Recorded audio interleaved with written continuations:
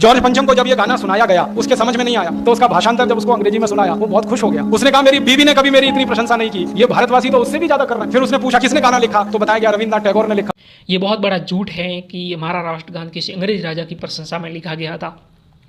खुद रविंद्रनाथ टैगोर ने स्पष्ट करा है कि ये गान किसी भी अंग्रेज राजा की प्रशंसा में नहीं लिखा गया था। इसमें जो भाग्य विधाता शब्द हैं वो भारत के भाग्य विधाता यानी ईश्वर के बारे में कहा गया है, न कि किसी अंग्रेज राजा के बारे में। तो उनका नाम वाम सब ले गया और वो व्यक्ति नोबेल प्राइज देने वाली कमेटी का चेयरमैन था, तो रविन्द्रनाथ टैगोर को इनाम में नोबेल पीस प्राइज उसने दे दिया। अंग्रेजों की चाटकारिता की, उनकी गुलामी की, तो उन्होंने इनाम दे दिया। और उस नोबेल प्राइज की सिलेक्शन कमेटी में किसी देश का राजा नहीं होता है।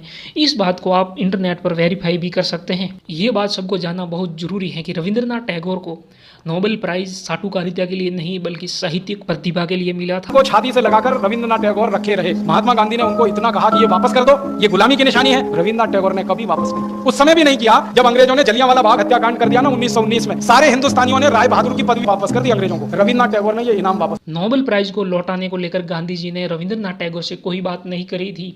1915 में रविंद्रनाथ टैगोर को नाइटहुड की उपाधि मिली थी और जलियांवाला बाग हत्याकांड होने के बाद मई 1919 में रविंद्रनाथ टैगोर ने खुद ही नाइटहुड की उपाधि लौटा दी थी अंग्रेजों को। गांधी जी ने नोबेल प्राइज लौटाने की कभी बात नहीं की थी। लेकिन भला हुआ कुछ चोर उसको चुरा ले गए, अब वो मिल नहीं रहा है। मुझे तो बड़ी खुशी है, अच्छा हुआ, वो गुलामी का चिन्ह तो गया। रविंद्रनाथ टैगोर को नोबेल प्राइज मिलना कोई गुलामी का प्रतीक नहीं बल्कि उनकी महान साहित्य प्रतिभा का प्रतीक है।